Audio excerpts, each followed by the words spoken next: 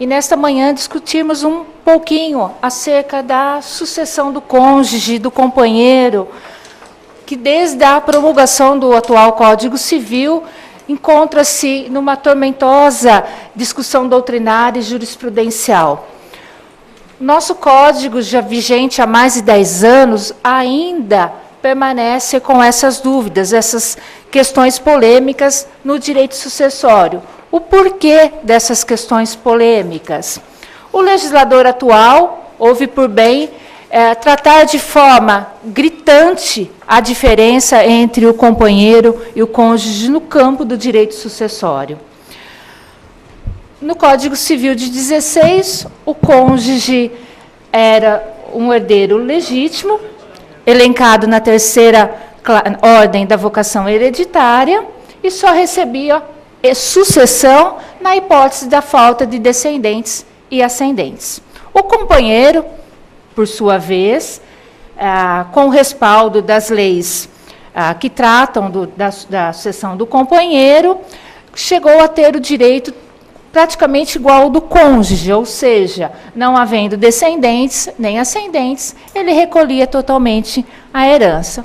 O legislador atual houve por bem alterar de forma significativa essa questão. Então, a discussão maior hoje é que o companheiro recebe a sucessão apenas dos bens onerosos adquiridos na constância da união, ou seja, naqueles bens que ele já possui a meação. De contrapartida, o cônjuge só é herdeiro em concorrência com os descendentes, na hipótese de encontrar bens particulares, ou seja, bens que ele não tenha a meação. E depois a possibilidade dos ascendentes. Estou fazendo um panorama geral da sucessão para que possamos depois detalharmos. Uma questão importante, antes de iniciarmos, né, os aspectos polêmicos, que no direito sucessório, o artigo 1787 do Código Civil estabelece que a lei que rege o direito sucessório, bem como a legitimação para suceder, é a lei da data do óbito.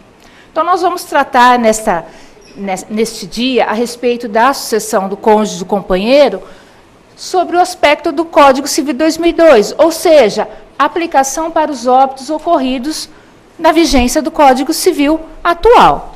Código Civil de 16 aplica-se ao cônjuge o Código Civil e ao companheiro as leis que regulam a sua sucessão. Isso é importante porque é comum encontrarmos no nosso escritório, acredito que no de vocês também, clientes que nos procuram para realizar o procedimento de inventário, que é diferente de abertura de sucessão. A abertura da sucessão se dá no momento do óbito, ou seja, faleceu em 1980, a lei que eu vou aplicar naquela sucessão é a lei vigente do Código Civil de 16.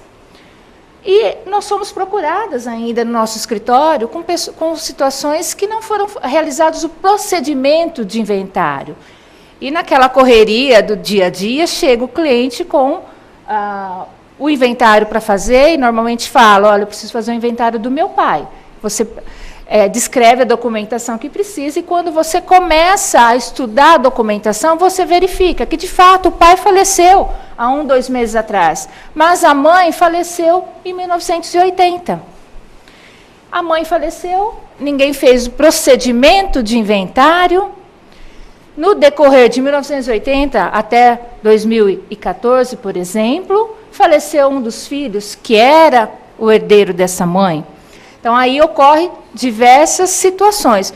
Por isso, o motivo do primeiro ponto a prestar atenção quando estamos fazendo um procedimento de inventário é a data do óbito, a lei que vai regular aquela sucessão. Certo? Então, costumo dizer também que a abertura de sucessão é diferente de abertura de procedimento de inventário. Nós falamos muito aqui no decorrer do nosso estudo sobre a abertura de sucessão. A abertura de sucessão, data do óbito, abre-se a sucessão e, desde logo, transmite aos seus herdeiros. O procedimento de inventário, a abertura de procedimento de inventário, eu vou descrever os bens, vou avaliar, vou recolher o imposto causa-morte e vou fazer a partilha. Não necessariamente na mesma data do óbito, ou posterior ao óbito. Existem, como nós falamos, pessoas que prolatam essa abertura de procedimento de inventário.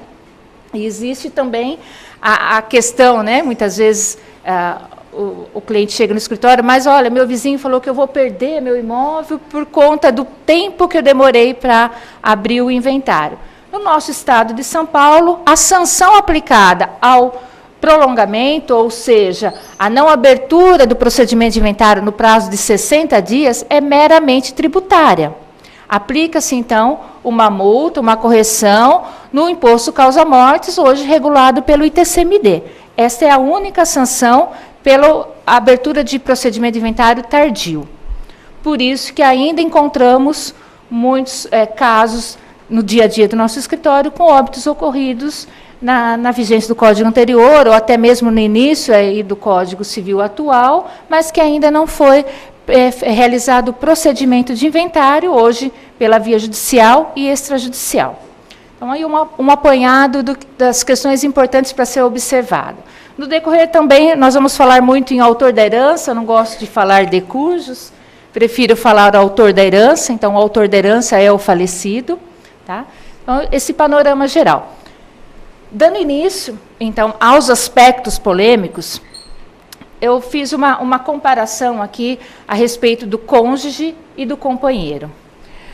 O cônjuge é aquele, então, advindo do casamento, um ato solene, né? O companheiro é aquele da união estável, um ato de informalidade, ou seja, eu não preciso formalizar o início da união estável, eu posso, sim, formalizar um contrato, mas normalmente no curso dessa união estável. Então, o cônjuge, casamento, ato solene, no Código Civil de 16, ele ocupava o terceiro lugar da ordem de vocação hereditária. No Código Civil de 2002, ele foi elencado a um herdeiro necessário, ou seja, eu não posso excluir o cônjuge da sucessão por testamento, ele tem direito à legítima. Hoje ele é um herdeiro necessário e um herdeiro concorrente. De contrapartida, o companheiro, então, requer a informalidade, não requer uma formalidade. Antes no Código Civil de 2002, a parte sucessória era prevista pelo artigo 2º da Lei 8.971 de 94 e pelo artigo 5º, parágrafo único da Lei 9.278 de 96. O Código Civil atual trata da sucessão do companheiro no artigo 1790 do Código Civil. Portanto, o companheiro, muito embora tenha tratamento sucessório previsto no Código, ele não é um herdeiro necessário. Portanto, ele pode ser excluído da sucessão por testamento, tá? Diferentemente do cônjuge. Então, essas questões de diferenças de tratamento sucessório é que causam esses aspectos polêmicos. Por quê? Antes do Código Civil atual, era praticamente equiparado o direito sucessório do cônjuge companheiro. Por que que o legislador atual entendeu por bem diferenciar de forma gritante esse direito sucessório? Eu até coloquei propositalmente as flechinhas aí indicando uma formação de família, porque o casamento, o intuito é uma formação de família. A união estável, também a sua formação é de família. E se nós encontramos na sociedade casais, famílias que vivem em família, e nós não perguntamos a elas se elas possuem certidão de casamento, ou se elas possuem um contrato de união estável, mas para os nossos olhos é uma família constituída como outra qualquer. Então, por que que o legislador veio tratar de forma diferenciada um instituto reconhecido como entidade familiar pela Constituição Federal? O que dizem alguns doutrinadores? Que, na verdade, o legislador não equiparou o casamento à união estável no momento que o artigo 220, o parágrafo 3º do artigo 223 da Constituição Federal fala que o legislador facilita a conversão da união estável em casamento. Então, a maioria entende que, nesse momento que o legislador diz que facilita a conversão em casamento, ele não está equiparando a união estável em casamento. Porém, ele equiparou a união estável à entidade familiar. E o casamento nada mais é que uma entidade familiar. Então, nesses aspectos, nesse contexto, nós visualizamos a diferença gritante do legislador em relação a cônjuge e companheiro. Com essa diferença de tratamento, restou no nosso ordenamento jurídico essas questões polêmicas até hoje, sem uma definição total, sem uma alteração de lei, e muito embora existam inúmeros projetos de lei em andamento para alterar esses artigos e, de uma forma geral, tratar de forma igualitária o cônjuge e o companheiro. Certo? Coloquei aqui a diferença, né, do artigo do Código Civil de 16, com o Código Civil atual. No Código Civil de 16, então, para tratar agora especificamente dos aspectos polêmicos, vamos falar primeiro dos aspectos polêmicos na sucessão do cônjuge e depois do companheiro. Iniciando, então, a sucessão do cônjuge, no Código Civil de 16, o artigo 1603 tratava: a sucessão legítima defere-se na ordem seguinte: aos descendentes, aos ascendentes, ao cônjuge, ao colateral, aos municípios, ao Distrito Federal ou à União. O Código Civil atual, no artigo 1829, muito debatido por sua falha técnica de redação, diz o seguinte: a sucessão legítima defere-se na ordem seguinte aos descendentes em concorrência com o cônjuge sobrevivente, salvo se casado este no regime da comunhão de bens ou na da separação obrigatória de bens, ou no da regime da comunhão de bens ou no da separação obrigatória de bens, ou se no regime da comunhão parcial o autor da herança não houver deixado bens particulares. Inciso 2, aos ascendentes em concorrência com o cônjuge. Inciso 3, ao cônjuge sobrevivente. Inciso 4, aos colaterais. Então, voltando àquela questão da aplicação da lei que rege a sucessão, que é a lei vigente na data do óbito, encontrando no nosso escritório procedimento de inventário com óbito na vigência do Código Civil de 16, ou seja, até 10 de janeiro de 2003, eu aplico o Código Civil de 16. Eu vou usar o artigo 1603. Naquele ordenamento, o cônjuge só amealhava herança na falta das classes precedentes. Atualmente, 1829, então, a partir de 10 de janeiro de 2003, eu aplico 1829. No 1829, a sucessão do cônjuge é regra. Até destaquei, em concorrência com o cônjuge sobrevivente. O legislador determinou uma regra: o cônjuge é herdeiro concorrente, salvo se ele for casado comunhão universal de bens, ou no da separação obrigatória de bens. Esse ponto e vírgula, que começa a falar da comunhão parcial, é o que gera polêmica até hoje. Então, o legislador excluiu. Nós excluímos, então, é regra a sucessão do cônjuge, ele é concorrente, isso é uma regra. Se ele é casado comunhão universal de bens, ele não herda, ele não tem direito sucessório. Se casado no regime da separação obrigatória de bens, também não tem direitos sucessórios. Porém, se ele for casado pelo regime da comunhão parcial de bens e houver deixado bens particulares, aí que ele é o herdeiro. Então, a redação do inciso deixou confuso esse deferimento sucessório que nós vamos começar a ver. Correto? Os aspectos polêmicos, então, do cônjuge. O cônjuge é herdeiro necessário e concorrente nos bens comuns ou nos bens particulares? Qual a influência, então, do regime de bens na sucessão do cônjuge? Na questão de filiação híbrida, ou seja, os meus filhos, os nossos filhos, faleço, como fica essa sucessão quando estou tratando de concorrência sucessória, chamada na doutrina de filiação híbrida? deve ser reservada a quarta parte ao cônjuge sobrevivo? É assegurado o direito real de habitação nos casos de existirem somente filhos exclusivos do autor da herança? Então, são aspectos, atualmente, com soluções na doutrina e na jurisprudência.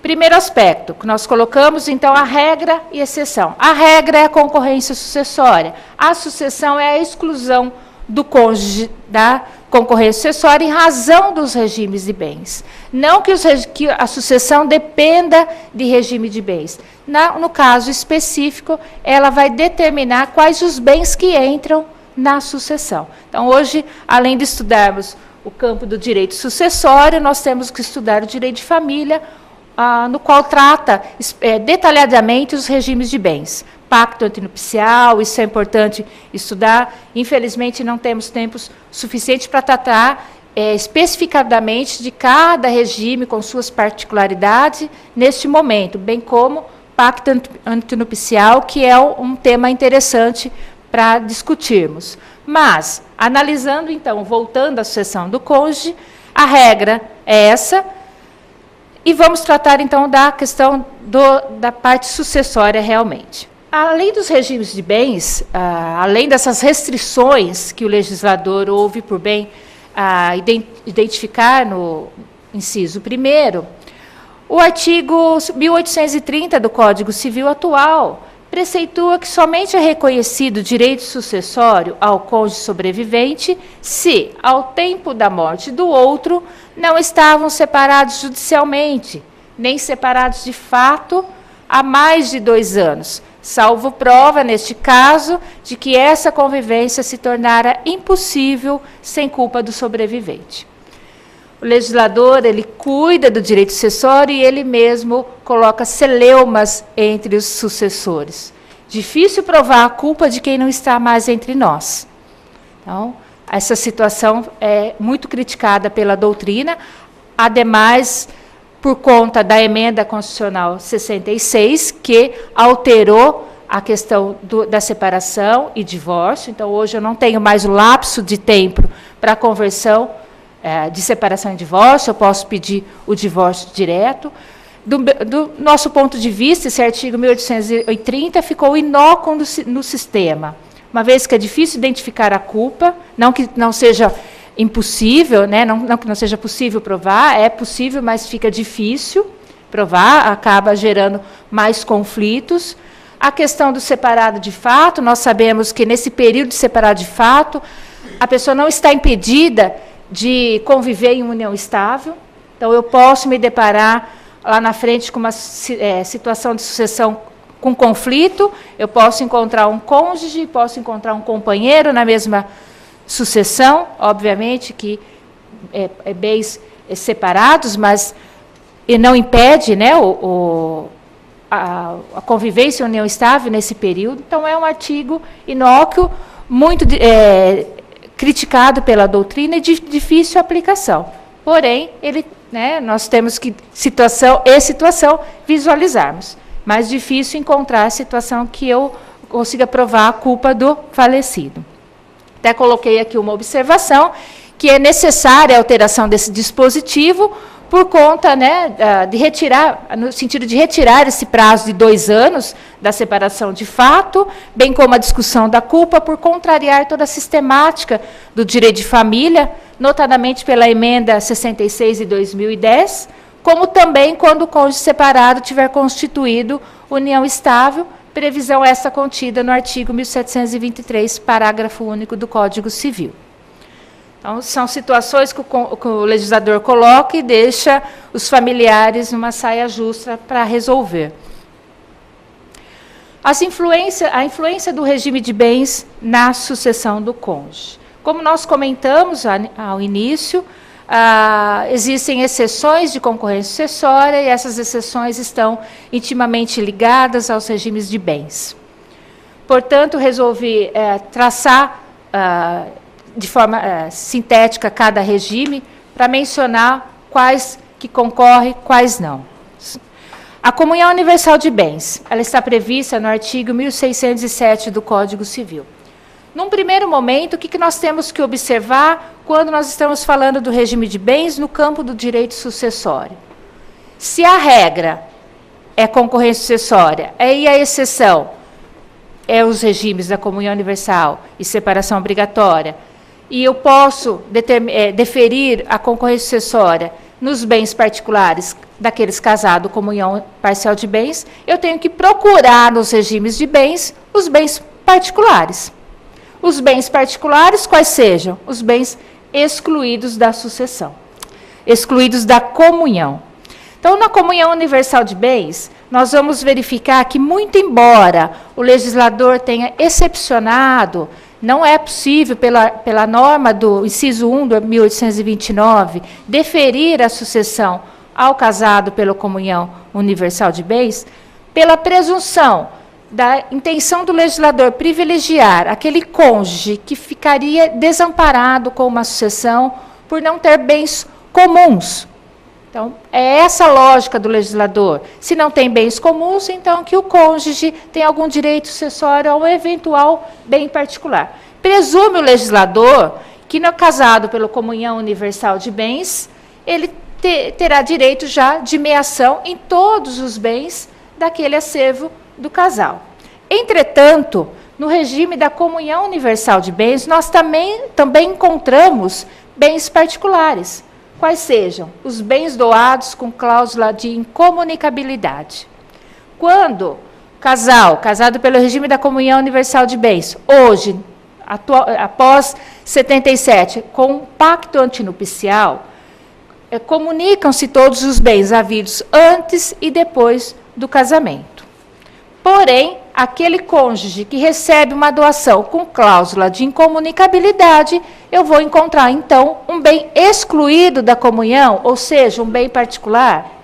Nesse aspecto, não pensou o legislador na solução. Essa questão fica para a doutrina e para a jurisprudência. Particularmente, já tive um caso de procedimento de inventário, de casal pelo regime da comunhão universal de bens, e possuir um único bem a inventariar, qual seja o bem com cláusula de incomunicabilidade. Nesse caso, o cônjuge não teve nenhum direito sucessório, embora casado com comunhão universal de bens. Não pude aplicar, naquele caso, o inciso 1 do artigo 1829, porque ele é uma exceção. Então, cabe aí a doutrina, né, se você tem oportunidade de levar esse questionamento ao tribunal, formar decisões nesse sentido. Se a intenção do legislador é dar um conforto àquele que fique desamparado por conta de não haver bens comuns e encontrar a possibilidade de sucessão no bem particular, quando acontece isso no regime da comunhão universal de bens, ele fica desamparado. Salvo o direito real de habitação, que nós vamos ver na sequência. Então, isso é uma situação que é comum acontecer e o legislador não pensou na ocasião. Muitos casos, dependendo da família, é resolvido de uma forma amigável, não desampara o cônjuge, mas nós podemos encontrar situações de um casamento que só tenha filhos exclusivos. E nós sabemos que nem sempre é tão amigável assim. Então, essa questão do regime de bens também se torna um aspecto polêmico nesse sentido. Comunhão parcial de bens é o regime legal vigente no nosso país. No silêncio dos nubentes, em escolherem, em optarem por um regime de bens através de um pacto antinupcial, ele se casa, então, com o regime legal da comunhão parcial de bens. Nesse regime, comunica-se os bens adquiridos na constância deste casamento. Aqueles que cada cônjuge tenha antes do casamento são os bens excluídos, os bens particulares. Numa situação, para imaginar uma situação do regime de bens, eu sempre imagino 3 massas patrimoniais. A primeira massa do marido, a segunda massa da mulher, os bens que eles já possuíam antes de se casar. E uma terceira massa, que é os bens adquiridos na constância do casamento. No campo do direito sucessório, casado pelo regime da comunhão parcial de bens, eu vou pensar, então, nessa primeira e nessa segunda massa. Na terceira massa, o cônjuge tem direito de meação. Meação é diferente de herança. Meação é própria do regime de bens. Enquanto são casados, são condôminos. Extinguiu o casamento pela morte, aquele sobrevivo fica com a sua parte, denominada meação. A parte do falecido transforma-se em herança. Então, ocorreu o óbito, na data do óbito, transmite-se desde logo aos herdeiros. No comunhão parcial de bens, a terceira massa, então, os bens comuns, exclui meação, o restante é herança, e vou seguir a ordem de vocação hereditária. Essa primeira ou essa segunda massa, quem falece, o marido ou a mulher, eu vou verificar, então, se na massa patrimonial anterior ao casamento existia bens particulares. Existindo bens particulares, é esse bem que eu vou levar à sucessão em concorrência com os descendentes em relação ao cônjuge. Existem alguns julgados, até no STJ, que entende que a redação do inciso 1º do artigo 1829, naquele ponto e vírgula, quando ele diz, ou no regime da comunhão parcial de bens, se não existirem bens particulares, alguns julgados entendem que a sucessão do cônjuge seria nos bens comuns e não nos bens particulares. Entretanto, considerando essas decisões, respeitando todo o entendimento dessas decisões, nós sabemos que a intenção do legislador, quando incluiu o cônjuge como herdeiro necessário em concorrente, foi de dar um amparo àquele que fica sem bens do patrimônio comum. Foi dar um amparo àquele que, de um deles que possui bens particulares, em concorrência com os seus descendentes ou ascendentes, se o caso. Então, respeitando decisões em contrária, o entendimento majoritário, quando eu tenho uma sucessão do regime da comunhão parcial de bens, encontro esses bens particulares, ou seja, os bens excluídos da sucessão, é a aplicação do direito sucessório, artigo 1829, inciso 1, apenas nos bens particulares. Nos bens particulares, eu vou inventariar os 100%, não vou excluir meação. Então, desse bem particular, eu vou partilhar entre cônjuge e descendentes, que nós vamos ver a seguir a forma dessa divisão. Os bens comuns, excluo meação, própria do regime de bens. A herança, eu vou partilhar apenas entre os descendentes. Então, resumindo, o regime da comunhão parcial, bens particulares, vou inventariar 100%, e é aí que o cônjuge entra como herdeiro concorrente. Nos bens comuns, separo meação, a outra parte, que é a herança, apenas entre os descendentes. Tudo bem? Participação final nos aquestos. É um regime de bens também escolhido através de um pacto antinupcial. É um regime novo no ordenamento jurídico, muito embora, já dissemos, a vigência do nosso código há mais de 10 anos, mas é um regime que não foi muito aceito pela sociedade, que é um regime diverso da nossa cultura. Ele, na verdade, é um regime de sociedade. Ele surte realmente seus efeitos para quem tem muitos bens, muitos negócios, e na constância do casamento, cada um cuida de si, e depois, numa eventual separação, divórcio ou sucessão, eu vou separar os aquestos. Os aquestos são os bens onerosos adquiridos na constância deste casamento. Então, é um regime de bens que existem projetos de lei para que seja retirado do nosso ordenamento jurídico, que não foi bem aceito pela sociedade, porque não é do nosso costume. Então, tratar nesse regime, ele acaba sendo um regime complicado, e se analisarmos minuciosamente os detalhes desse regime de bens, nós encontramos possibilidades de fraude de bens. Porque se nesse regime cada cônjuge cuida do seu, eu posso, então, encontrar aí uma fraude. Um dos cônjuges pode retirar bens dessa união e depois eu não encontrar, numa eventual divórcio ou sucessão, bens a serem partilhados. Então, por isso que eu disse anteriormente que temos que estudar minuciosamente os regimes de bens.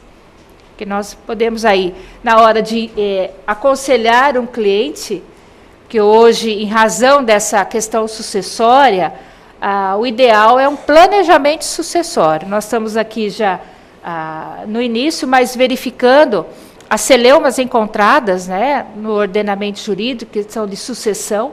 Se eu não fizer um planejamento sucessório, seja por testamento ou seja por doação, eu posso, lá na frente, encontrar dificuldades para a partilha de bens. Não é também comum na nossa sociedade o testamento. Infelizmente, as pessoas têm uma certa barreira em testar. Estamos, então, discutindo uma questão pós-morte, e o brasileiro ele tem essa dificuldade de lidar com a morte, bem como fazer seu planejamento sucessório. Mas isso, hoje, enquanto não se muda o ordenamento jurídico, enquanto não se muda as leis do direito sucessório, isso é importante. Dependendo os bens, dependendo a forma de constituição dessa família, se tem filhos exclusivos, filhos comuns, o interessante é fazer um planejamento sucessório, para evitar a discussão, a divergência familiar no eventual morte. Então, isso nós temos que começar a orientar nossos clientes acerca desse planejamento sucessório, pelo menos apresentar a eles a possibilidade de um planejamento sucessório, sabendo dessa resistência do cidadão brasileiro em tratar da situação após sua morte, mas se faz necessário. Então, voltando, uma outra possibilidade de regime de bens, também escolhido através de um pacto antinupcial, é o regime da separação convencional de bens, previsto no 1687 a 1688 do Código Civil. Esse regime de bens não está excepcionado pelo inciso 1º de 1829. Se ele não está excepcionado, eu aplico a ele também a concorrência sucessória, porque nesse regime de bens também encontro bens particulares. Muito embora, então, não esteja elencado na possibilidade de sucessão no inciso 1º, a doutrina e a jurisprudência majoritária entende pela aplicação da concorrência sucessória quando o casal ostentava o regime da separação convencional de bens e, de fato, eu encontrar bens particulares, os bens excluídos dessa separação. Você vai me dizer, mas eu já vi julgados decidindo o contrário. Existem, sim, alguns julgados que entendem, em casos específicos, casos extremos, que não se aplica esse regime da separação convencional de bens. Em um dos casos, o casal se casou com pouco tempo de casamento e já ocorreu o óbito, a pessoa que faleceu já era doente, existia uma diferença de idade entre a mulher e o homem grande, e por conta disso, o Superior Tribunal de Justiça entendeu que, naquele caso específico, em razão do contexto daquele casamento, não deveria ser aplicada a concorrência sucessória em relação aos regimes, aos bens particulares. Então, nesse caso, análise caso a caso. Mas o entendimento majoritário é que se aplica a esse regime.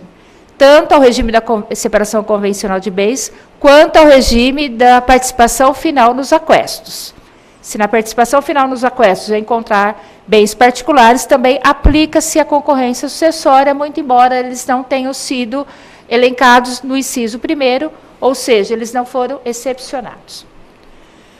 Regime da separação obrigatória de bens. Esse, sim, totalmente excluído da possibilidade de uma concorrência sucessória. Está previsto no artigo 1641, na redação atual do inciso 1º de 1829, o legislador se equivocou e colocou o 1640, mas a previsão está no 1641, das situações em que é imposto esse regime de bens, ou seja, ao maior de 70 anos, aos que não fizeram a partilha de eventual óbito anterior, ou seja, o viúvo que não fez partilha de bens não pode se casar por outro regime, a não ser pela separação obrigatória, ou aquele casado, ou aquele contando com mais de 70 anos de idade, apenas alguns exemplos. Tá? Então, nesse regime específico, de fato, não existe possibilidade de concorrência sucessória, mesmo que eu encontre bens particulares. Coloquei uma ressalva aí da súmula 377 do STF, por quê? Você encontra até em doutrinas, ou mesmo em jurisprudência, dizendo que, no regime da separação legal de bens, ou separação obrigatória de bens, os bens que foram adquiridos na constância do casamento, numa eventual divórcio ou óbito, eu transformo ele numa comunhão parcial. Na verdade, eu não estou transformando o regime numa comunhão parcial. Por quê? Se nós formos verificar as normas do regime da comunhão parcial de bens, nós encontramos outras peculiaridades que não existem no separação obrigatória.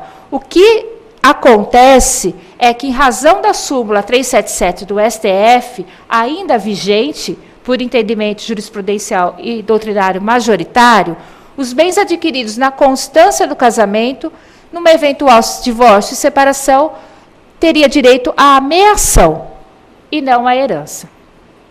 E não transformando em comunhão parcial de bens, que gera dúvidas, gera controvérsias. Na verdade, o que acontece nesse regime é que aqui os aquestos, os bens onerosos adquiridos na constância desse casamento pelo regime da separação legal de bens, existe a possibilidade de adquirir a ameação. Então, eu tenho direito, numa eventual divórcio ou numa eventual sucessão, do direito à ameação e não à herança.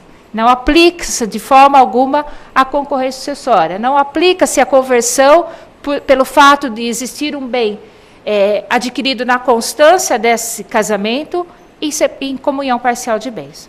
Então, a questão é separação de aquestos mesmo, que são os bens adquiridos nessa constância.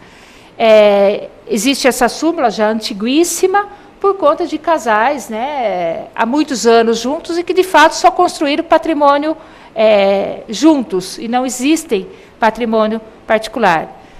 Na verdade, o fato de contar com mais de 70 anos não significa que exista bens particulares. É uma imposição que discute-se também a constitucionalidade ou não desse dispositivo, porque não é plausível determinar a data para que o cidadão escolha o regime de bens, a data na idade, nós dizemos para que ele escolha o regime de bens, então discute-se se é constitucional ou não esse dispositivo, mas, enfim, é aplicado se você chega no cartório para se casar, apresentando seus documentos, é o regime legal aos que atinge mais de 70 anos de idade.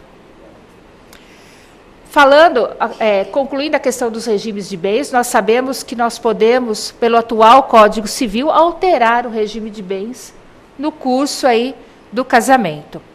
Aproveitando a questão da separação obrigatória de bens, notadamente por aquele que se casa pela maioridade imposta pelo legislador, nós vamos encontrar situações que a pessoa se casou quando a idade imposta era 60 anos e hoje é 70.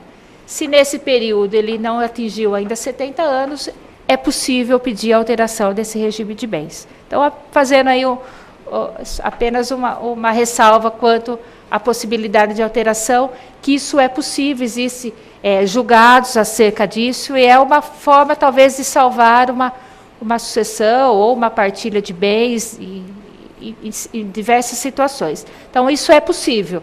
Analisar, se formos procurados por um determinado casal que está nessa situação, se não atingiu os 70 anos, ou seja, hoje ele não está na imposição da lei, cessou aquela imposição, que era a idade, ele se casou na época, exigia-se a idade superior a 60 anos, para a aplicação desse regime, hoje é 70. Se nesse período, até hoje, ele não atingiu os 70 anos, é possível pedir a alteração do regime de bens. Tudo bem?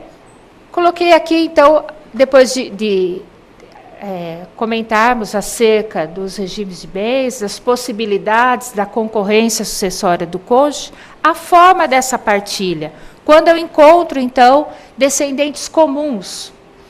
O 1832 do Código Civil dispõe que caberá ao cônjuge, quando concorrer com filhos comuns, partes quinhão igual ao que o descendente receber, não podendo sua cota ser inferior à quarta parte dos bens da herança. Então, relembrando que esses bens que eu estou partilhando entre cônjuge e descendentes são os bens particulares.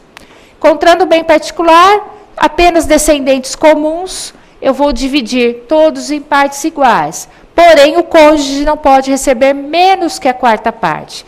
Essa sistemática, essa previsão só dá certo quando eu tenho 3 filhos e o cônjuge. Passou disso, o cônjuge sempre ficará com uma quarta parte e os descendentes com menos. Qual a intenção do legislador com isso? Se são filhos comuns, nós vamos comentar, mas por que essa diferença se a Constituição garante o direito de herança, garante o direito de igualdade entre os filhos? Em determinados casos, aqui eu coloquei um exemplo de 3 filhos e o cônjuge. Então, aí dá certo, cada um fica com 25%. Por que eu coloquei 25%? Considerando que o bem que eu estou partilhando, pelo inciso 1º, entre cônjuge e companheiro, bem particular, eu vou partilhar 100%. Ok? Então, um outro exemplo que eu coloquei diz respeito à possibilidade de 5 filhos comuns, no qual o cônjuge terá direito a 25%, ou 1/4 da herança, e os outros 75% serão divididos entre os 5 filhos comuns, resultando, então, 15% para cada filho e 25% para o cônjuge. Aí eu encontro a reserva do cônjuge, mas uma atribuição menor aos descendentes. O legislador entende o seguinte: são todos descendentes comuns, eles não terão prejuízo. Se esse cônjuge vier a falecer, esses 25% será devolvido a esses filhos, e de forma igualitária. Então, é essa a pretensão do legislador, nessa possibilidade, deixar o cônjuge com uma parte não inferior a 25%, para que ele fique com uma proporção maior desse bem em relação aos seus filhos, para que o bem não se dissolva.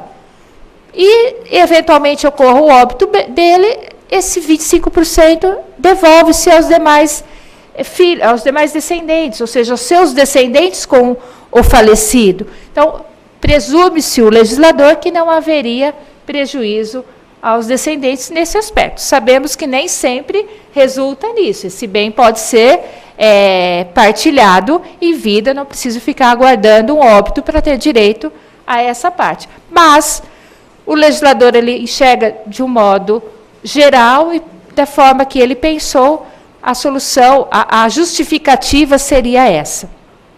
Então, isso ocorre apenas quando está concorrendo com descendentes comuns. Reserva da quarta parte da herança em benefício ao cônjuge na filiação híbrida. É aí que encontramos uma controvérsia. Filhos comuns e filhos exclusivos. Isso é comum acontecer. A pessoa se casa, já tem filhos, e durante esse casamento nascem outros filhos. Então, eu tenho ali uma filiação híbrida daquele que falece. Ele possuía filhos exclusivos e filhos comuns. Nessa sistemática, o que entende a jurisprudência e a doutrina dominante? Que eu divido em partes iguais, mas não reservo a quarta parte.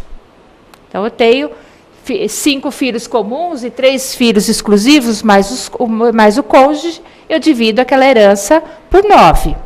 Todos em partes iguais. Presume o legislador que, nesse caso, dividindo, então, de partes iguais, não haverá prejuízo para ninguém. Mas, se formos analisar a situação detalhadamente, nós vamos ver que é possível, sim, encontrar uma possibilidade de preferência aos filhos comuns. Por quê? Se eu seguir aquela lógica do legislador, ao reservar a quarta parte ao cônjuge, quando ele concorre com descendentes comuns, presumindo o legislador que, no eventual falecimento desse cônjuge, os 25% será devolvido aos seus descendentes, nesse caso de filiação híbrida, o que o cônjuge receber, mesmo que em partes iguais, quando do seu falecimento, só será devolvido aos seus descendentes comuns. Prejudico os exclusivos. Então, existe aí uma celeuma a ser resolvida pelo legislador nesse aspecto. Ou prevalece essa questão de quarta parte ao cônjuge, ou, no eventual filiação híbrida, resolve-se de outra maneira. Por motivo que nós comentamos, se analisarmos a situação friamente, da forma que o legislador pensa de privilégio aos filhos comuns, quando da quarta parte, eu vou encontrar, nesse caso aí, também uma diferença de distribuição de quinhão. Se ele falece aí, logo depois, o que o cônjuge recebeu só vai para os seus filhos comuns. Ou seja, os filhos do primeiro falecido, comuns e exclusivos, num determinado momento ficarão com uma parcela maior do que os exclusivos, do mesmo bem, do mesmo pai. Então, essa a lógica de partilha, de filiação híbrida, resolve-se dessa maneira, mas, friamente, a consequência é diversa. Exemplo, considerando a possibilidade de existência de 3 herdeiros comuns e 4 herdeiros exclusivos. Então, eu só fiz aqui o organograma para visualizarmos essa situação. Divido tudo igual, 100%, bens particulares entre filhos comuns, filhos exclusivos e cônjuge, 12,5% para cada um. Não reserva, nesse caso, a quarta parte. Concorrência com os descendentes, em relação ao cônjuge, são essas as questões que nós devemos considerar. Por isso, novamente falando, é necessário um planejamento sucessório. A cada passo que nós vamos estudando a ordem de vocação hereditária e depois a sucessão do companheiro, nós verificamos a necessidade de um planejamento sucessório. Saindo, então, da possibilidade de concorrência com descendentes, ou seja, não encontrando a classe de descendentes, que ela é o infinito, que também, eu tenho aqui o gráfico de parentesco, depois eu posso colocar para vocês, quando eu estou falando de sucessão na ordem de descendentes e ascendentes, que é infinito, eu preciso verificar o grau de parentesco para não pular ninguém da linha de parentesco, do grau de parentesco. Eu não encontrei nenhum descendente, filho, neto, bisneto, eu vou para a linha dos ascendentes. Então, nós vamos tratar aqui da concorrência com ascendente, porque eu não encontrei nenhum descendente, então, naquela sucessão. Não encontrando nenhum descendente, é comum encontrarmos situações na qual falece o cônjuge, não deixa filhos, mas deixou pai e mãe vivos. O cônjuge sobrevivo, quando acontece isso, concorrerá com os ascendentes do falecido. Nesse caso de ascendentes, o legislador não falou nada acerca do regime de bens. Ou seja, quando concorre com ascendentes, é indiferente o regime de bens, podendo até incluir o regime da separação obrigatória de bens. Nesse sentido, encontrando falecimento, no qual não tem nenhum descendente, cônjuge e ascendentes, seja qual for o regime de bens, seja quais forem os bens comuns ou particulares, o cônjuge concorre com os ascendentes do falecido. Seguimos, então, o artigo 1829, inciso 2, artigo 1836 e 1837 do Código Civil. Fiz a ressalva que, diferentemente da concorrência sucessória do cônjuge com os descendentes, referidos artigos não fazem nenhuma ressalva quanto ao regime de bens. O entendimento doutrinário e jurisprudencial majoritário é nesse sentido, que o cônjuge concorre com os ascendentes em qualquer regime de bens. Destaquei aqui um exemplo, falecido deixa bens particulares, bens comuns, qualquer regime, deixou cônjuge, deixou pai e mãe. Pelo dispositivo do Código Civil, eu divido essa herança em 3, entre o cônjuge, o pai e a mãe. Diferente raciocínio é quando existir apenas um ascendente daquela linha, ou seja, estou dividindo essa herança entre o cônjuge e o pai, o único ascendente do falecido. 50% para o cônjuge e 50% para esse pai. Sabemos que a ordem de vocação, na linha ascendente, nós deferimos por linhas e não por classes como os descendentes. Então, é linha paterna, linha materna. Eu não encontrando aqui ascendentes pai e mãe, eu vou para a linha dos avós. Posso ter avós paternos e posso ter avós maternos. Eu divido por linha. Essas questões de direito de família, linha de parentesco. Se permitirem, depois eu disponibilizo um gráfico dessa linha de parentesco que facilita na questão da sucessão. Costumo dizer também que, quando nós estamos fazendo um procedimento de inventário, vamos fazer a nossa petição inicial, é necessário deixar de lado esse gráfico de parentesco, para não correr o risco de pular nenhum sucessor. Notadamente quando estou tratando com colateral. Pois bem, voltando então à questão dos ascendentes, são esses exemplos para visualizar as possibilidades. Inexistindo descendente, inexistindo ascendente, reafirmando mais uma vez que classe dos descendentes é até o infinito, linha dos ascendentes até o infinito. Não encontrando ninguém da linha reta, descendente ou ascendente, eu vou para a linha colateral. Presume o legislador, na falta, então, de um planejamento sucessório, na falta de um testamento, que a vontade do falecido seria seguir essa ordem. Ou seja, primeiro o amor dele é aos descendentes, depois aos descendentes, depois o amor vai se espalhar entre os colaterais. Sabemos ainda que entre colaterais, em muitos casos, sequer temos contato.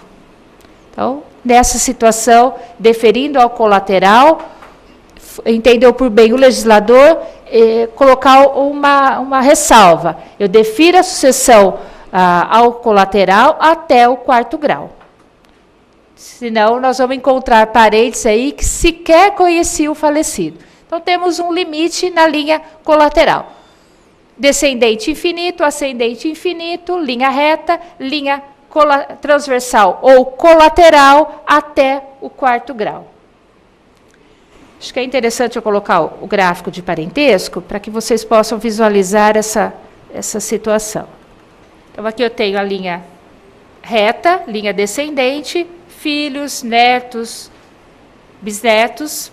Não encontrei nenhum descendente, vou subir e procurar os ascendentes. Os pais, os avós, os bisavós, até o infinito. Não encontrando, então eu vou para a linha transversal, linha colateral. 4º grau de descendentes. Eu vou até o sobrinho neto, ou sigo até os tios-avós. Então, aí nós vamos encontrando. É interessante ficarmos com esse gráfico ao lado quando estamos trabalhando por conta dessa confusão. Por que digo isso?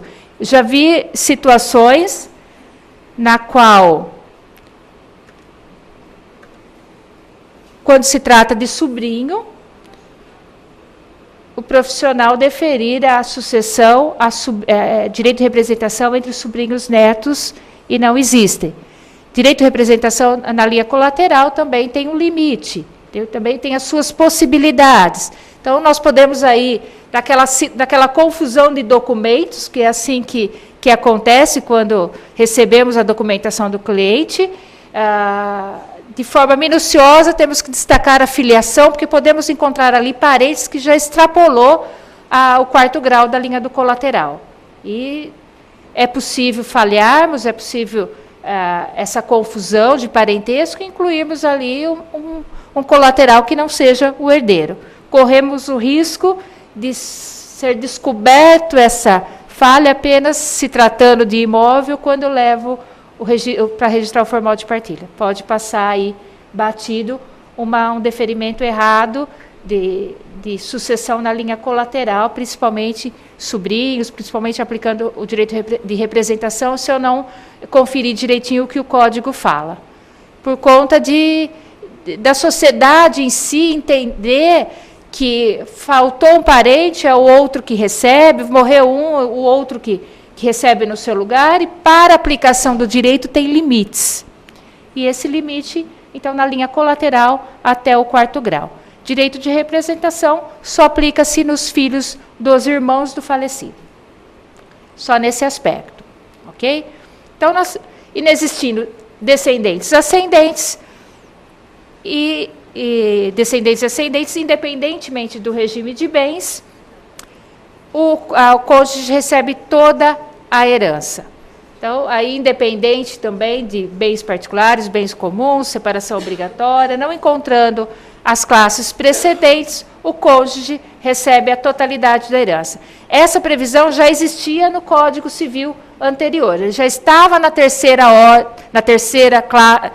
da ordem de vocação hereditária. Hoje, antes dele estar na terceira, antes dele receber toda a herança, ele tem a possibilidade da concorrência sucessória. Foi esse o benefício que o legislador trouxe ao cônjuge. Antes, ele só receberia a herança na ausência das classes precedentes. Atualmente, tem a possibilidade da concorrência sucessória com relação aos bens particulares. Não encontrando ninguém, ele recebe tudo sozinho, independentemente de regime de bens.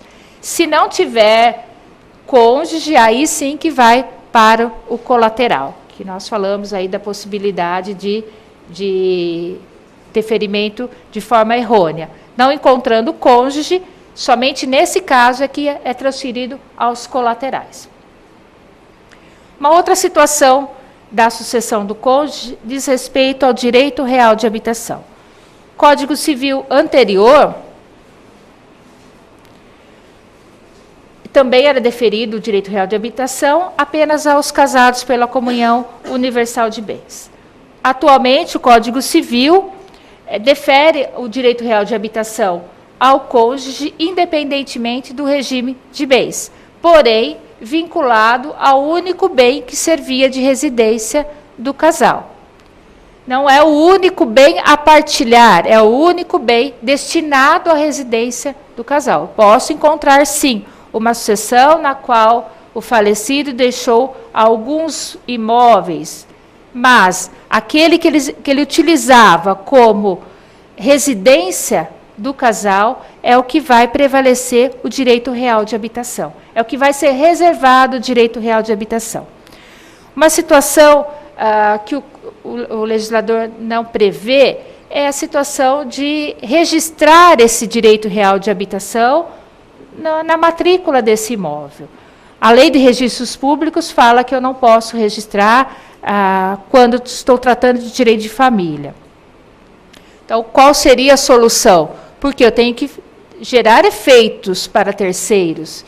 Tem um bem destinado à residência do casal, que ficou como direito real de habitação, então o cônjuge sobrevivo ali reside pela garantia do Código Civil até o seu falecimento, é vitalício.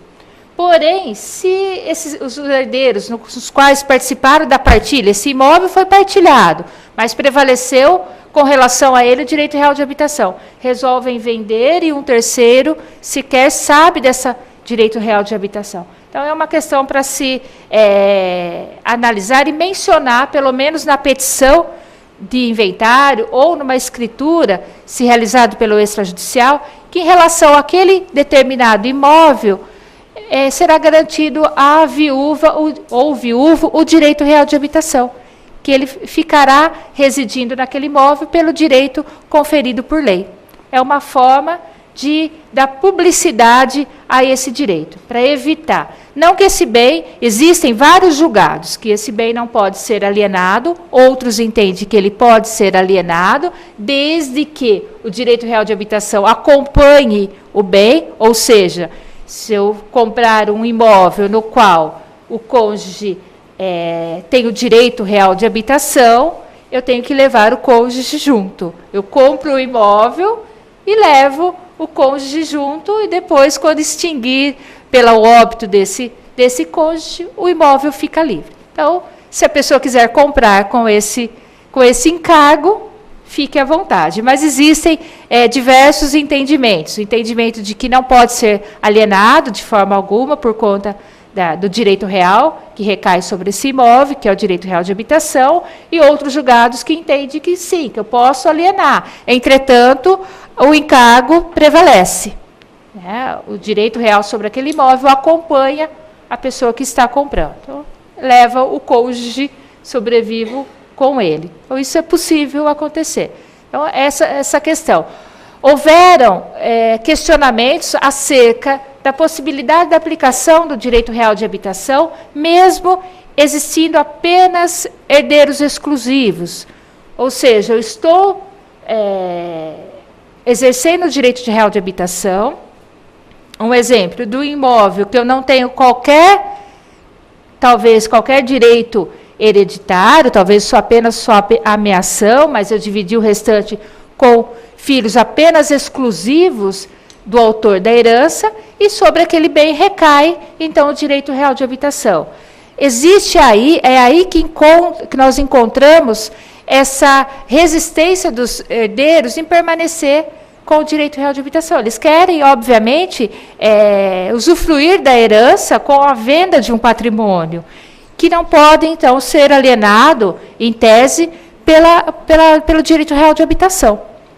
Existem essas celeumas, existem esses questionamentos, e ficou decidido de forma majoritária que prevalece o direito real de habitação, mesmo que existam apenas filhos exclusivos. Coloquei aqui um julgado a respeito, que foi o julgado de abril de 2013, prevalecendo esse entendimento. Então, independentemente do regime de bens, mesmo que o cônjuge não tenha qualquer direito sucessório sobre aquele bem, mesmo que os herdeiros sejam apenas exclusivos, prevalece o direito real de habitação. O direito real de habitação é o direito vitalício. O legislador, por uma falha, não previu a possibilidade desse cônjuge se casar novamente ou estar em união estável e perder o benefício do direito real de habitação. Antes do Código Civil atual, prevalecia enquanto não se casasse novamente ou não constituísse nova união. No atual Código Civil, o legislador ficou em silêncio, não falou nada e gera esse desconforto. Isso nós sabemos que é possível acontecer e comumente acontece. Do cônjuge sobrevivo após constituir nova família, um novo casamento, uma união estável e residir naquele imóvel. O legislador não fala acerca disso. Então, será certamente uma briga entre herdeiros e cônjuges. De uma forma geral, na sucessão do cônjuge, depois nós vamos ver do companheiro também, o próprio legislador dá margem para a discussão familiar.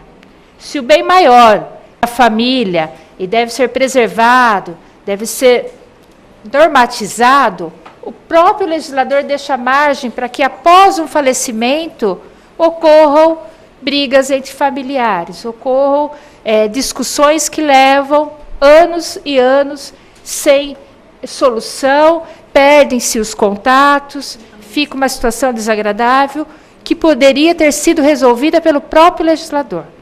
Nós já verificamos aqui na sucessão do cônjuge situação que podem ocorrer nesse sentido. A questão da união estável. Nós falamos aí das polêmicas entre os cônjuges, mas entendemos que entre aqueles que convivem em união estável ficou pior. Ou comparando união estável com o casamento, também tem aqueles clientes que nos perguntam, doutora, é melhor me casar ou viver em união estável? Pensando na questão patrimonial. Então, existem vários pontos. É bom nesse sentido, é bom no outro. Então, nós vamos verificar aqui algumas situações, o porquê que alguns pensam dessa maneira. Fico em união estável, me caso, qual o procedimento melhor? Pois bem, nós falamos então do casamento, ato solene, a união estável, atualmente reconhecida como entidade familiar entre homem e mulher ou entre pessoas do mesmo sexo. Hoje, a união homoafetiva. Então, o que nós estamos tratando aqui, seja no campo sucessório do cônjuge ou do companheiro, nós vamos transferir para as uniões homoafetivas. A união estável, então, ela é configurada, a convivência pública, contínua e duradoura, com o objetivo de constituição de família. Também já coloquei aqui novamente a imagem de família. Se é uma entidade familiar, por que o legislador tratou de forma diferente? Pois bem, posso, então, constituir uma união estável, desde que não incorram os mesmos impedimentos do artigo 1521, que é os impedimentos que estão relacionados ao casamento, não se aplicando a incidência do inciso 6º, no caso de a pessoa casada se achar separada de fato ou judicialmente. Por conta disso, que o 1830 também é inócuo. Ou seja, lá no 1830, para o cônjuge, ele coloca o lapso temporal de 2 anos, mas estabelece que eu não tenho impedimento algum para constituir uma união estável naquele separado de fato ou judicialmente. Ou seja, nesses 2 anos anteriormente previstos, eu posso estar em união estável. Então, a união estável, entidade familiar, nós falamos que aqueles que convivem em união estável, como conviventes ou companheiros, previstos, então, no 1723 do Código Civil. Mais uma vez lembrando que o artigo 226, parágrafo 3º da Constituição Federal de 88, facilita a conversão em casamento. Esse é o aspecto que se apegou o legislador para diferenciar a sucessão do cônjuge e companheiro, entendendo que, então, se facilita a conversão em casamento, não equiparou a união estável ao casamento. Porém, nós sabemos que essa possibilidade de conversão em casamento, a formalidade disso, não é tão facilitada. Talvez seja melhor fazer toda a habilitação, os proclamas e a cerimônia para o casamento, do que pedir a conversão e união estável. A única questão é que a conversão em união estável em casamento, ela dispensa a solenidade, mas em determinados estados ainda existe a possibilidade, não, a consequência dessa conversão, impedir essa conversão ao juiz corregedor. Se a corregedoria, as normas da corregedoria do Estado dispensar, é outra situação, mas o próprio Código fala que eu tenho que pedir ao juiz a conversão da união estável em casamento. Então, em alguns casos, é melhor já entrar com o pedido de habilitação e fazer a cerimônia do casamento, do que pedir a conversão de união estável em casamento. Uma outra questão importante, quando falamos de regras de procedimento, casamento, de união estável, no nosso Estado, estamos atuando no Estado de São Paulo, é importante que consultemos sempre as normas da Corregedoria do Estado de São Paulo, que prevê a possibilidade de registro de contrato de união estável, delineia algumas normas importantes para o nosso dia a dia. Se eu for advogado em outro Estado, é importante consultar as normas da Corregedoria daquele Estado. Então, uma ressalva nesse aspecto.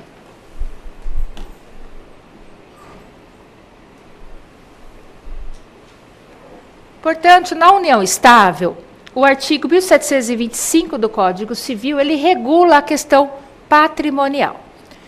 Quando nós estamos falando de casamento e optamos por um regime de bens diverso daquele legal, diverso da comunhão parcial de bens, nós fazemos um pacto antinupcial por escritura pública. A regra é por escritura pública. E isso precede ao casamento. Eu faço a escritura pública de pacto antinupcial e levo ao cartório de registro civil para a fase de habilitação. e depois eu preciso registrar para ter efeitos perante terceiros. Na união estável, não é regra que eu inicie uma união estável formalizando através de um contrato. Eu posso formalizar minha união estável por instrumento particular ou por instrumento público, regulando a questão patrimonial, mas pode ser no curso, e normalmente é no curso dessa união estável, porque começa a convivência que torna aquela convivência e união estável. Diferentemente do casamento, que a questão patrimonial é precedente, precede-se de uma forma diferente, na vontade dos nubentes, através de um pacto antinupcial. Na união estável, eu posso, sim, formalizar com contrato. Normalmente, isso é feito posteriormente ao início da união estável.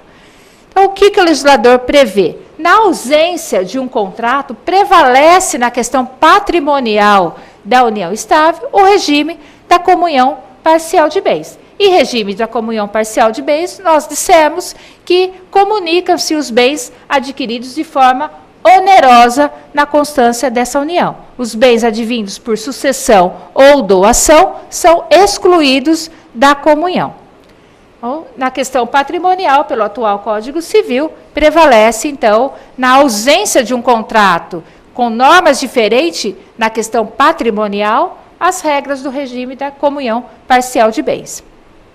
A participação na sucessão, pelo atual Código Civil, está estabelecida no artigo 1790 do Código Civil. Coloquei aqui antes de iniciarmos, para relembrarmos, então, que antes da vigência do atual Código Civil, as questões de união estável eram tratadas por duas leis. Primeiro, pela Lei 8.971 de 94, notadamente a situação da sucessão. O artigo 2º dispõe que as pessoas referidas no artigo anterior participarão da sucessão do companheiro nas seguintes condições: o companheiro sobrevivente terá direito, enquanto não constituir nova união, ao usufruto da quarta parte dos bens do decujus, se houver filhos destes ou comuns. Segundo, o companheiro sobrevivente terá direito, enquanto não constituir nova união, ao usufruto da metade dos bens do decujus, se não houver filhos, embora sobrevivam ascendentes. Na falta de descendentes e descendentes, o companheiro sobrevivente terá direito à totalidade da herança. Resumidamente, idêntico ao previsto para o cônjuge na vigência do Código Civil de 16. Está também aí na terceira da ordem, vamos dizer assim. Se eu não encontrar descendentes,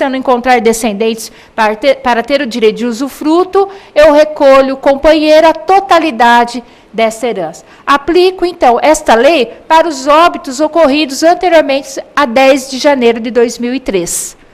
Então, pensamos que não usamos, mas ainda temos casos que usamos essa lei. Coloquei aqui para que visualizamos, mais uma vez, a diferença de tratamento sucessório. Se antes do Código Civil de 16, o legislador já equiparou os direitos sucessórios do cônjuge e companheiro, mais uma vez, por que no Código Civil atual a diferença é gritante? Uma outra lei, a Lei 9.278 de 96, ou seja, já após 2 anos, já houve uma outra lei regulando a questão dos bens na união estável. Os bens móveis e imóveis adquiridos por um ou por ambos os conviventes na constância da união estável e a título oneroso são considerados frutos do trabalho e da colaboração comum, passando a pertencer a ambos, em condomínio e em partes iguais, salvo estipulação contrária em contrato escrito. Ou seja, a forma de partilha de bem comum é igual ao casado pela comunhão parcial de bens.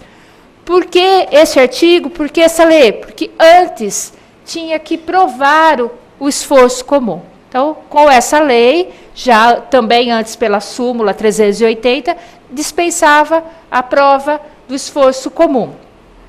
Artigo 7º, parágrafo único. Dissolvida a união estável por morte de um dos conviventes, o sobrevivente terá direito real de habitação, enquanto viver ou não constituir nova união ou casamento, relativamente ao imóvel destinado à residência da família. Então, garantiu ao companheiro, assim como ao cônjuge, o direito real de habitação, desde que não venha constituir nova união ou casamento.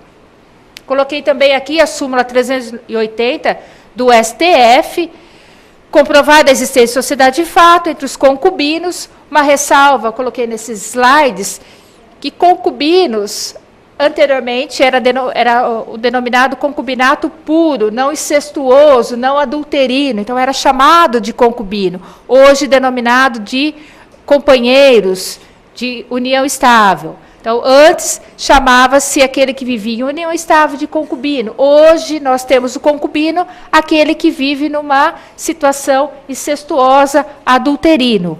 O companheiro, então, hoje por união estável, aquele que é não incestuoso, antigamente denominado de concubino. Por isso que coloquei essa ressalva. Então, comprovada a existência de sociedade de fato entre os concubinos, leia-se atualmente, entre os companheiros, é cabível sua dissolução judicial com a partilha do patrimônio adquirido pelo esforço comum. Polêmicas. Concorrência dos bens onerosos adquiridos na constância da união ou nos bens particulares. No caso de filiação híbrida, aplica-se o inciso 1º ou o inciso 2º, ou seja, a partilha é em partes iguais ou o companheiro recebe meia cota.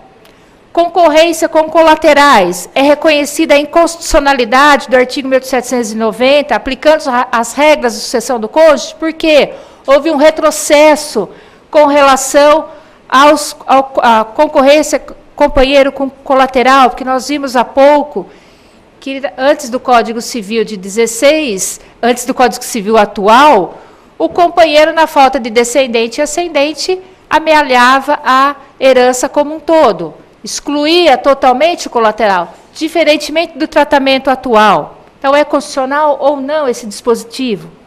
Na falta de parentes sucessíveis, o companheiro terá direito à totalidade da herança, a herança como todo o patrimônio do falecido, ou apenas a herança considerando os bens onerosos adquiridos na constância da união? Aplica-se ao companheiro o direito real de habitação, uma vez que o Código Civil de 2002 foi silencioso a respeito?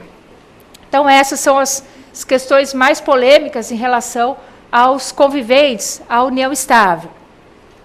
Previsão, então, quanto ao direito sucessório no Código Civil atual, 1790. A companheira ou companheiro participará da sucessão do outro quanto aos bens adquiridos onerosamente na vigência da união estável nas seguintes condições.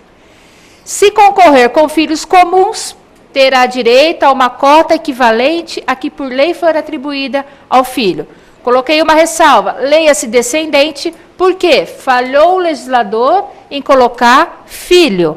Nós sabemos que são os descendentes, na falta do filho, tem os netos, o bisneto, eu não posso ser restrito apenas ao filho. Então, vamos ler a questão aí como descendente. Eu aplico esse inciso primeiro, mesmo que não seja filho, seja neto, bisneto, lembrando do gráfico de parentesco. Vou excluindo, não existindo filhos, passo para os netos, bisnetos, e assim vai. Inciso 2. Se concorrer com descendentes só do autor da herança, tocar-lhe-á a metade do que couber a cada um daqueles. Ou seja, no inciso 2º, o companheiro recebe meia cota, metade do que recebe cada herdeiro, por ser filho somente, descendentes, na verdade, somente do autor da herança. Percebemos aqui que o legislador não fala da filiação híbrida. Ele só prevê filhos comuns, todos iguais. Filhos apenas exclusivos, meia cota. Esqueceu o legislador da filiação híbrida comum na nossa sociedade. Se concorrer com outros parentes sucessíveis, terá direito a 1/3 da herança. Nesses outros parentes sucessíveis, lembrando mais uma vez do gráfico da linha de parentesco, são os ascendentes e os colaterais até o 4º grau. Então, nós verificamos que nesse inciso, o legislador incluiu o colateral. Se não existir parentes sucessíveis, ascendentes e colateral até o 4º grau, aí sim o companheiro recolhe a totalidade da herança. Então, são essas as questões que nós vamos começar a analisar. Concorrência com descendentes comuns está tranquilo. O companheiro recebe cota equivalente a que por lei for atribuída ao filho. Exemplo, 50% do imóvel. Por que eu coloquei 50% do imóvel? Voltando. O legislador fala que a companheira ou companheiro participará da sucessão do outro quanto aos bens adquiridos onerosamente na vigência da união estável. Esses bens onerosos são os bens adquiridos por compra e venda, né? Comprar algum bem.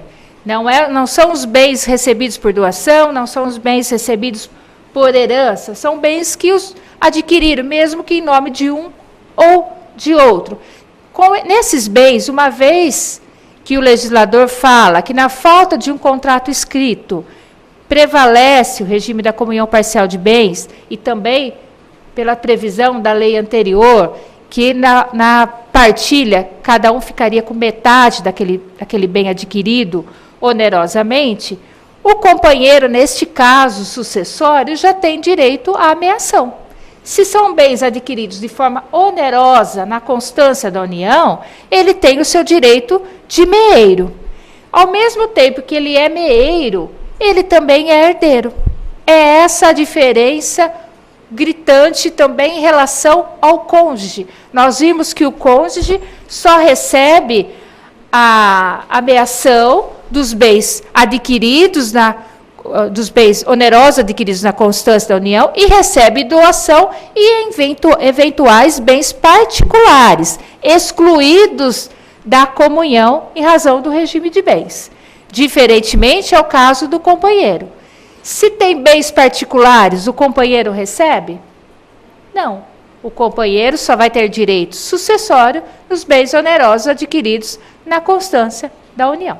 Então, quando eu vou partilhar, fazer a herança, a sucessão daquele que convive em união estável, nós não temos condições de tratar aqui da forma de constituição dessa união, das provas da constituição dessa união estável. Estamos presumindo aqui, na questão sucessória, que é uma união estável reconhecida.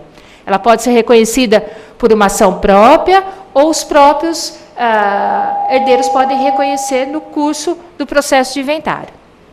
Estamos presumindo aqui a união estável reconhecida, sem contestação. Então, neste caso, separo, da mesma forma como comentamos, as três massas de bens. Os bens particulares do marido, do companheiro, os bens particulares da companheira e os bens comuns, adquiridos de forma onerosa na constância dessa união.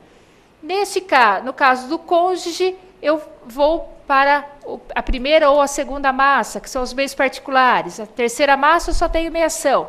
Companheiro, questão sucessória, eu foco na terceira massa, que são os bens adquiridos de forma onerosa nessa união estável. Então, é nesses bens que eu vou partilhar. Vou separar a meação própria do regime de bens, própria aí da questão da união estável, e a outra parte, 50%, que era do falecido, que transforma-se em herança, eu vou colocar como concorrente o companheiro na possibilidade de encontrar apenas filhos comuns com os seus filhos. Nessa primeira hipótese, divide tudo igual. Então, eu tenho 50% do imóvel, sempre colocamos imóvel que fica mais fácil para exemplo, mas poderia ser um veículo, poderia ser um valor monetário, ações, enfim, nós podemos inventariar diversos bens. Na verdade, inventário é bens, direitos e obrigações.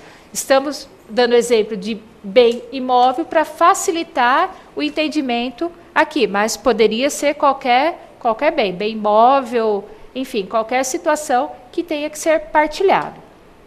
Então, 50%, 4 filhos e a companheira, eu divido, então, essa herança em 5 partes. Até aí é tranquilo.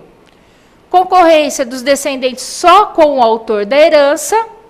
Companheiro sobrevivo recebe metade do que receberem os descendentes só do falecido. Então, tem o cônjuge, tem o companheiro, convive em união estável, não tiveram filhos comuns, e aquele que faleceu já tinha filhos. Nesse caso, são os filhos exclusivos. Nessa partilha dos 50% que eu transformei em herança, que era do falecido, o cônjuge concorre com os descendentes exclusivos recebendo meia cota, ou seja, metade do que cada um deles recebe. Para fazer essa questão aritmética, coloquei um exemplo: 50% do imóvel, 2 filhos exclusivos e a companheira, eu vou dividir em 5 partes.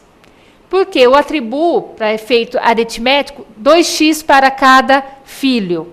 Aí que eu consigo determinar o valor da cota. Então, eu atribuo 2x para cada filho. Se eu divido, nesse exemplo, 2 filhos, mais a companheira, cada filho 2, mais a companheira 5, 20% então para cada herdeiro e 10% para a companheira. 2x, então, para cada herdeiro, 1x para a companheira. Coloquei esse exemplo para ficar fácil na hora de fazermos uma partilha. O advogado não tem só que aplicar a lei, ele tem que fazer as contas também. E na questão da partilha, se não tivermos algumas regrinhas, podemos errar, né? Uma outra situação, considerando a existência de 3 filhos exclusivos e a companheira, dividimos, então, em 7 partes, considerando 2x para cada herdeiro e 1x para a companheira. E assim sucessivamente. Percebe-se que nunca teremos situação par, sempre a soma, né, será ímpar, porque eu sempre acrescento 2x para cada herdeiro, mas a companheira. Então, tenho 3 herdeiros, 3 vezes 2, 6 mais 1, e assim por diante. Então, fica fácil para separar essa meia cota. Então, nesses aspectos, é tranquilo em relação à partilha. Agora, a situação é polêmica na questão da filiação híbrida, que o legislador, então, não previu. Existe controvérsia na doutrina e na jurisprudência acerca da forma de divisão dessa herança entre companheiro, filhos comuns e filhos exclusivos, em razão das possibilidades anteriores. Existe uma primeira teoria que defende a partilha em partes iguais nos moldes do inciso 1º do artigo 1790, que é aquela mesma situação quando tem filhos comuns. E existe uma segunda teoria que aplica a regra, ou seja, do inciso 2, que recebe metade do que receberem os descendentes comuns e exclusivos. Se analisarmos sobre aquele aspecto que comentamos anteriormente em relação aos descendentes e cônjuge, na possibilidade depois daquele cônjuge com filhos comuns e exclusivos vier a falecer e sua parte vai aos comuns, o ideal aqui seria atribuir apenas meia cota ao cônjuge e aos filhos comuns e exclusivos a cota inteira. Se vier, então, esse cônjuge depois a falecer, apenas meia cota vai para os seus herdeiros comuns. Então, o que tem prevalecido é esse entendimento. Quando ocorre a filiação híbrida na situação dos companheiros da união estável, eu reservo meia cota ao cônjuge e divido os demais em cotas iguais. Então, é a mesma regrinha do inciso 2º. Cotas iguais para os filhos e meia cota para o cônjuge. Seria, em tese, a mais justa, mesmo entendendo que nenhuma outra seria justa. Precisaria que o legislador determinar detalhadamente cada situação. Mas, comparando uma com outra, é a mais justa no momento. Inexistência de descendentes. Se concorrer com outros parentes sucessíveis, terá direito a 1/3 da herança. Essa herança que o legislador coloca no inciso, descreve, nós vamos interpretá-la com o caput do artigo. O caput do artigo fala de bens onerosos. E nós sabemos que herança é o patrimônio todo, é um monte mor. Né? Bens comuns, bens particulares, direitos, obrigações, enfim, a herança é um todo. Então, falhou o legislador, mais uma vez, em colocar aí herança. Ele poderia ter colocado, terá direito a 1/3 dos bens onerosos, poderia ter repetido. mas colocou herança. Vamos interpretá-lo de conformidade com o caput. Eu só vou aplicar esse 1/3 dos bens onerosos adquiridos na constância da união estável. Tá? Então, os parentes sucessíveis, como nós comentamos, são os ascendentes, linha reta infinito, e os colaterais até o 4º grau. Os colaterais, então, houve um retrocesso, como já comentamos. Na lei que regulava a união estável antes da vigência do atual Código Civil, o colateral somente recebia a herança na falta de um companheiro sobrevivente, diferente do atual Código Civil. Esse inciso 3º é o motivo do pedido de inconstitucionalidade tão discutido do 1790. Resumidamente, TJ São Paulo, pelo seu órgão especial, entende que o 1790 do Código Civil não é inconstitucional.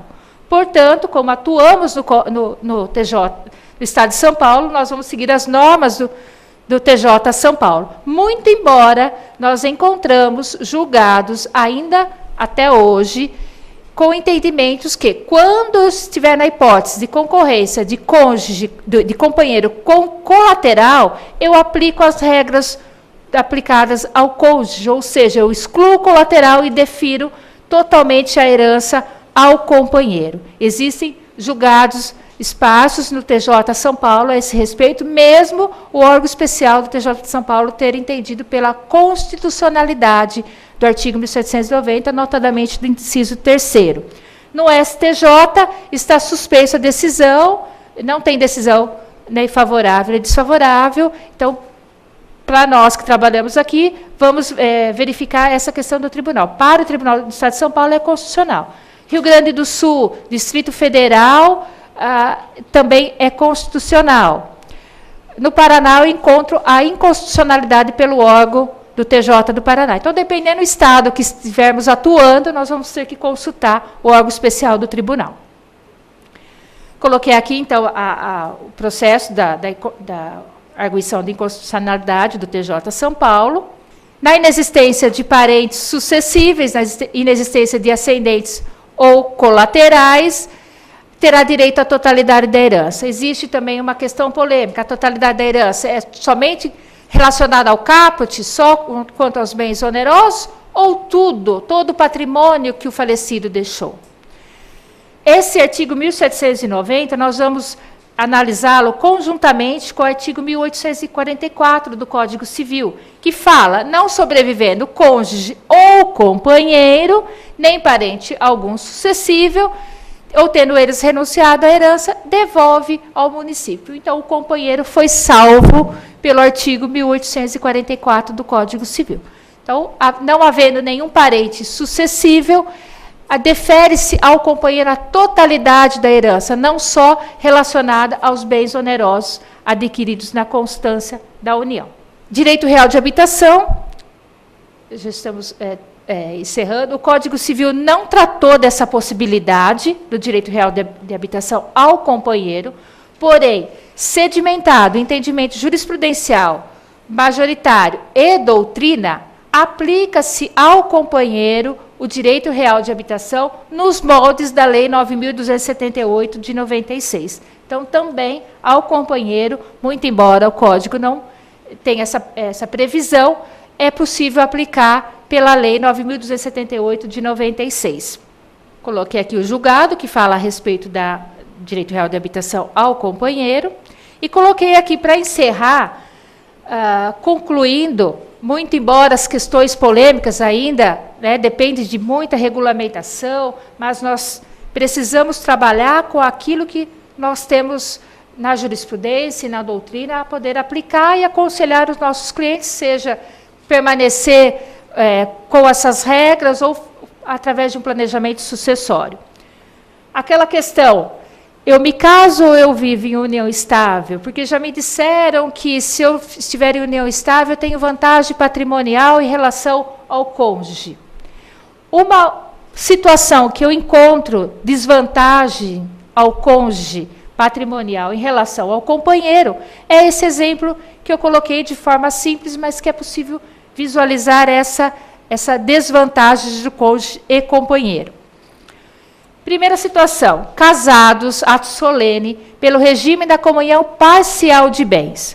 O único bem comum adquirido na constância da união, de forma onerosa, e um único descendente comum, patrimônio no valor de R$200 mil.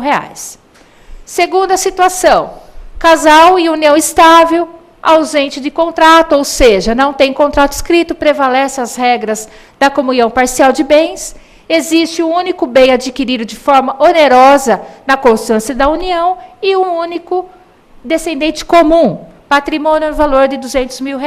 Aí nós vamos fazer a partilha nesses dois casos. Primeiro caso, ocorre o falecimento.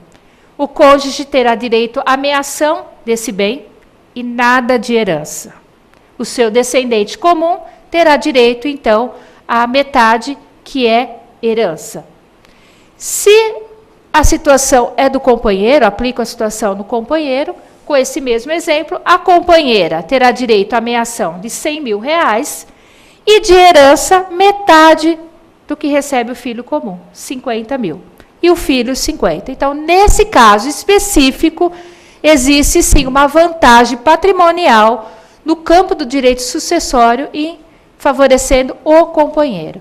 Por isso que muitas situações falam, né? É melhor viver em união estável, porém com aquela ressalva. O cônjuge é um herdeiro necessário, pela disposição do 1845, não pode ser excluído da sucessão por testamento, diferentemente do companheiro. Então, não é segurança viver em união estável, sem ressalva, sem planejamento sucessório, porque ele pode ser excluído da sucessão por testamento. Então, são essas colocações principais que, na verdade, vão servir agora de reflexão na hora de trabalharmos efetivamente nos procedimentos de inventário, na aplicação do cônjuge, da sucessão do cônjuge e companheiro, bem como na advocacia preventiva, na questão de formalização do contrato de união estável, na questão de elaborar um pacto antinupcial, bem como na orientação do planejamento sucessório por testamento. Então, em suma, seriam essas as colocações que teríamos para a data de hoje. Estou à disposição dos colegas aqui para questões, mesmo por e-mail, que eu vou deixar, porque sempre existem, né, situações a serem discutidas, situações novas, cada um de nós vivem, né, situações diferentes.